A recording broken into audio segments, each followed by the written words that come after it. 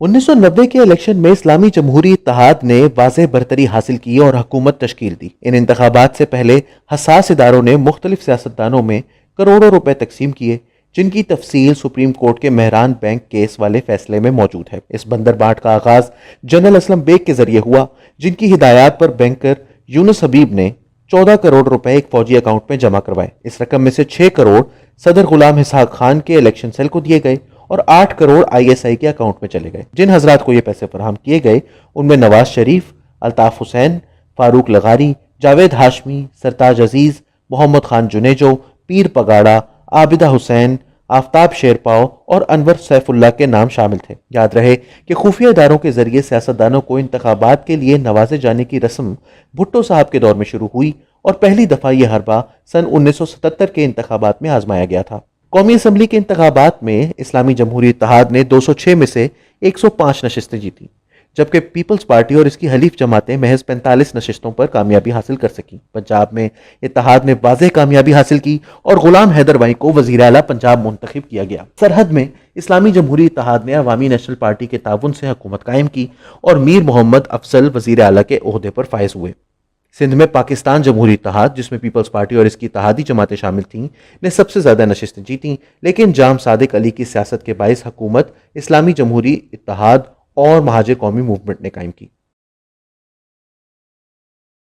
مسلم league نواز اور اس سے قبل اسلامی جمہوری اتحاد کے قائد نواز شریف اور ان کے خاندان کا سیاست میں داخلہ 80 کی دہائی کے آغاز میں پنجاب کے فوجی گورنر جنرل غلام جیلانی کے ذریعے ہوا تھا۔ بھٹو صاحب کی صنعتوں کو قومیانے کی پالیسی کے ہاتھوں نقصان اٹھانے والے میاں محمد شریف کے لیے ضیاء الحق کی آمد ٹھنڈی ہوا کا جھونکا ثابت ہوئی۔ ضیاء کے نافذ کردہ گورنر کو لاہور میں گھر بنانے کا موقع ملا تو میاں محمد شریف نے یہ ذمہ داری قبول کرنے کا فیصلہ کیا۔ اس گھر کی تعمیر کے دوران جنرل صاحب کی ملاقات میاں شریف کے ایک صاحبزادے سے ہوئی، جس نے جنرل صاحب کو بہت متاثر کیا۔ جب پنجاب میں سویلین کابینہ بنانے کا وقت آیا تو بڑے میاں صاحب نے اپنے فرزند کے لیے سفارش کی۔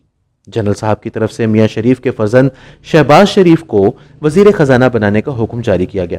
اس پر میاں شریف بہت سٹ پٹائے، کیونکہ انہوں نے تو دراصل اپنے بیٹے نواز کے لیے سفارش کی تھی اور شہباز نے کاروبار سنبھالا ہوا تھا۔ بہرحال میاں صاحب کی کوشش رنگ لائی اور نواز شریف نے صوبائی وزیر خزانہ کا عہدہ سنبھالا۔ نواز شریف کے پہلے دور حکومت میں صدر اور وزیر اعظم کے مابین چپکلش جاری رہی اور تنازع کی وجہ ایک بار پھر فوج اور اس کے سربراہ کی تقرری تھی۔ پہلی خلیجی جنگ میں الٹے سیدھے بیانات اور مشورے دینے کے باعث نواز شریف نے جنرل حمید گل اور اسلم بیگ سے چھٹکارا حاصل کرنے کا فیصلہ کیا۔ اسلم بیگ کی ریٹائرمنٹ سے 3 ماہ قبل ہی ان کے جانشین کا اعلان کر دیا گیا، جو کہ اسلم بیگ کی خواہشات کے برعکس تھا۔ اسی طرح حمید گل کو کور کمانڈر کی جگہ واہ کینٹ میں اسلحہ خانے کی سربراہی پیش کی گئی، جو انہوں نے ٹھکرا دی اور ریٹائرمنٹ حاصل کی۔ نواز شریف نے کچھ عرصے بعد فوج کے چنگل سے آزادی کی کوشش کی تو ان کے پر کاٹنے کا فیصلہ ہو چکا تھا۔ اس ضمن میں چودھری نثار اور بریگیڈیئر امتیاز عرف بلہ نے جنرل آصف نواز جنجوعہ کو قابو میں کرنے کی کوشش کی، جس میں وہ ناکام رہے۔ آصف نواز کی حادثاتی وفات کے بعد صدر صاحب نے وزیر اعظم نواز شریف کی خواہش کے برعکس جنرل وحید کاکڑ کا تعین بطور آرمی چیف کیا۔ نواز شریف لیفٹیننٹ جنرل اشرف کو آرمی چیف بنانا چاہتے تھے، لیکن ان کی ایک نہ سنی گئی۔ نواز شریف نے جواب میں 8ویں ترمیم کے خاتمے کی صدا سینٹ میں بلند کی۔ وزیر اعظم کے اس اقدام پر صدر صاحب خوب دل ملائے اور انہوں نے بے نظیر بھٹو صاحبہ سے رابطہ کیا، ان کے خلاف مقدمات ختم کروائے اور اسمبلی کے چنیدہ ممبران کو استعفے جمع کروانے کا اشارہ دیا۔ 17 اپریل 1993 کو وزیر اعظم نے قوم سے ایک جذباتی خطاب کے دوران یہ عہد کیا کہ وہ اسمبلی برخاست نہیں کریں گے اور استعفیٰ بھی نہیں دیں گے۔ اگلے ہی روز صدر صاحب نے شریف الدین پیرزادہ سے مشورہ کرنے کے بعد کرپشن، اقربا پروری، نااہلی کے الزام کے تحت نواز حکومت برخاست کر دی اور بلخ شیر مزاری کو نگران وزیر اعظم مقرر کیا۔ اس کے بعد ایک سانپ سیڑھی کا کھیل شروع ہو گیا۔ نگران حکومت بے نظیر صاحبہ کی مرضی سے تشکیل دی گئی اور اس میں ان کے شوہر آصف زرداری بھی شامل تھے۔ ایک موقع پر نگران کابینہ میں 63 وزیر موجود تھے۔ اس دوران نواز شریف نے اپنی برطرفی کے خلاف سپریم کورٹ میں اپیل جمع کروائی اور سپریم کورٹ نے ان کے حق میں فیصلہ دیا۔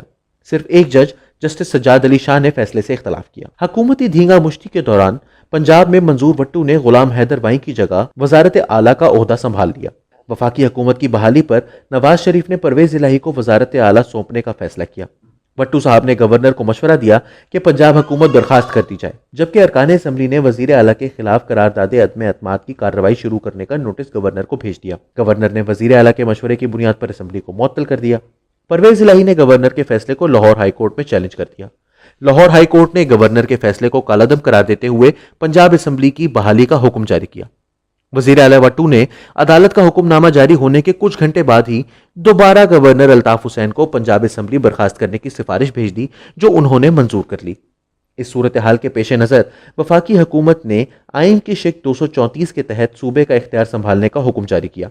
وفاق کی جانب سے صوبے کا اختیار سنبھالنے کے لیے ایک نمائندہ مقرر کیا گیا اور رینجرز کو حکم دیا گیا کہ گورنر اور صوبائی پولیس کو بے دخل کر دیا جائے۔ صدر اسحاق نے اس حکم کی آئینی حیثیت ماننے سے انکار کیا اور گورنر کو حکم دیا کہ وفاق کی کارروائیوں کے خلاف مزاحمت کی جائے۔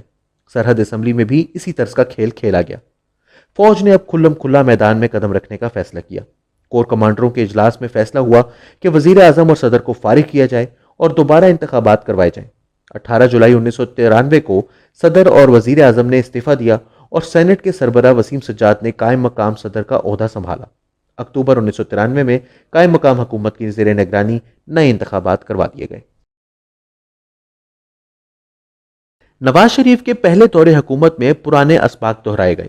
آصف زرداری کو مسلسل جیل کاٹنی پڑی، نجکاری کی لہر تلے بہت سی بے ضابطگیاں بھی بہہ گئیں اور اپنے قریبی رفقا کو خوب نوازا گیا۔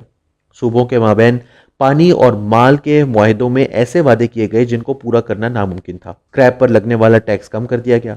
باہمی تعاون پر مبنی کمپنیاں یعنی کوآپریٹو فائنانس کارپوریشنز کے زوال کے باعث لاکھوں لوگ متاثر ہوئے اور نواز حکومت کی ساکھ میں کمی آئی۔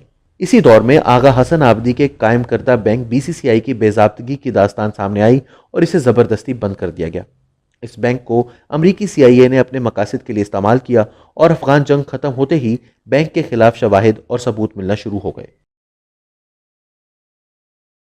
نواز حکومت کے کئی شرمناک کارناموں میں سے ایک کارنامہ وہ قانون پاس کرنا بھی تھا جس کے تحت نظریہ پاکستان کے خلاف بات کرنے پر 10 سال قید کی سزا مقرر کی گئی اور توہین رسالت کے قانون میں ترمیم کر کے قید کی جگہ موت کی سزا معین کی گئی۔ اس دور میں پہلی دفعہ شناختی کارڈ پر مذہب کا خانہ مقرر کیا گیا۔ پنجاب میں امن و امان کی خراب صورتحال سے نمٹنے کے لیے آئین میں 12ویں ترمیم کے تحت دہشت گردی سے نمٹنے کی خاطر خصوصی عدالتیں قائم کی گئیں۔ پہلے نواز دور میں اخبارات اور ان کے کارکنان کو سخت برے حالات دیکھنے پڑے۔ دی نیوز کے کامران خان کو ان کے دفتر کے باہر چھری سے قتل کرنے کی کوشش کی گئی۔ شہری رحمان کو مسلسل ہراساں کیا گیا اور جیل کی سیر بھی کروائی گئی۔ ظفر عباس، غلام حسین اور شاہین صہبائی کے بیٹوں کو مار پیٹ کا نشانہ بنایا گیا۔ مہاجر جماعت کے بارے میں لکھنے کے باعث ظفر عباس کے گھر پر 7 مسلح افراد نے حملہ کیا، ان کو اور ان کے بھائیوں کو مارا اور گھر کا سامان توڑا۔ تکبیر کے مدیر صلاح الدین کے دفتر میں توڑ پھوڑ کی گئی اور ایک موقع پر ان کے گھر کو آگ لگا دی گئی۔ کراچی میں مہاجر قومی جماعت پر قابو پانے کے لیے آئی ایس آئی کے لیفٹیننٹ کرنل عبید اللہ کے زیر نگرانی ایم کیو ایم حقیقی کا ڈول ڈالا گیا۔ جون 1991 میں فوج کے میجر کلیم الدین کو مہاجر قومی تحریک کے افراد نے چند ساتھیوں سمیت اغوا کر لیا۔ اس واقعے کو جواز بنا کر 1992 میں فوج نے کراچی میں آپریشن کیا اور اس واقعے کی ایف آئی آر میں مہاجر جماعت کے سربراہ الطاف حسین کو نامزد کیا گیا۔ نواز حکومت کے اس دور میں پاکستانی حساس ادارے کے سربراہ جاوید ناصر، جنہیں بریگیڈیئر امتیاز کی سفارش پر ترقی دی گئی تھی، نے بوسنیا، چین، فلپائن اور وسطی ایشیائی ممالک میں لڑنے والے علیحدگی پسندوں کو اسلحہ بھیجنے کا شرف حاصل کیا۔